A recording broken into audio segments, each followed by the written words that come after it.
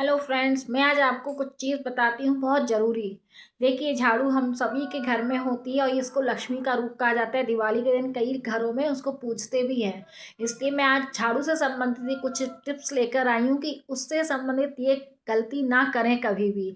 कुछ टिप्स आपको बताती हूँ। ये झाड़ू जो है ये लक्ष्मी जी का रूप होती है और हम लोग इसको कहीं ना कहीं सहेज के रखते हैं और दिवाली के दिन हम लोग झाड़ू को ला के उसकी भी पूजा करते हैं।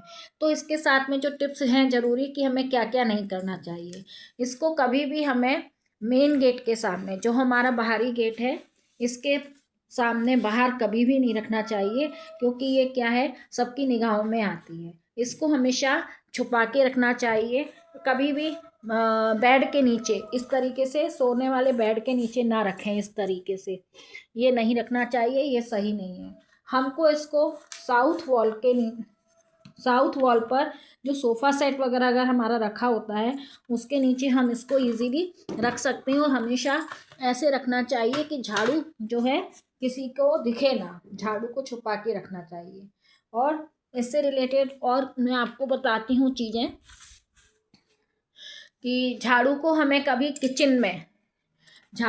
कभी भी किचन में स्पेस में नहीं रखना चाहिए, क्योंकि झाड़ू से हम सफाई करते हैं और कहा यह जाता है कि किचन में कभी झाड़ू नहीं रखनी चाहिए, नहीं तो किचन में ही सफाई हो जाएगी ऐसे। और इसको हमें कभी भी ओपन एरिया में, बालकनी में, कि घर के बाहर, ऐसी जगहों पे नहीं रखना चाहिए जो किसी के सामने आए, किसी की निगाह के सामने आए।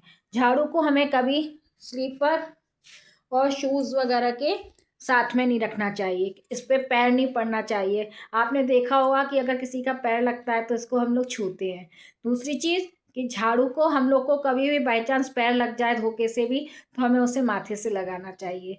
उसको अपने हाथ से टच करके और माथे से लगाना चाहिए हाथ को, क्योंकि वो लक्ष्मी जी का रूप माना जाता है। तो ये बहुत चीज़ें ऐसी हैं जो सब घरों में मानी जाती हैं। तो झाड़ू के लिए कुछ स्पेशल टिप्स ऐसी होती है कि हमें इसको संभाल के रखनी चाहिए। तो आएंगी ना ये टिप्स आपके बहुत काम। वैसे तो सबको पता रहता है, फिर भी जानकारी के लिए मैंने ये पोस्ट किया कि जिसकी नॉलेज में ना हो उसकी नॉलेज में भी ये चीज़ आ जाए। तो कैसा लगा ये शॉर्ट? फिर मिलती है एक नई शॉर्ट जानकारी के साथ में। तब तक के लिए खुश रहिए, मस्त रहिए, हंसते रहिए। Thank you, bye bye.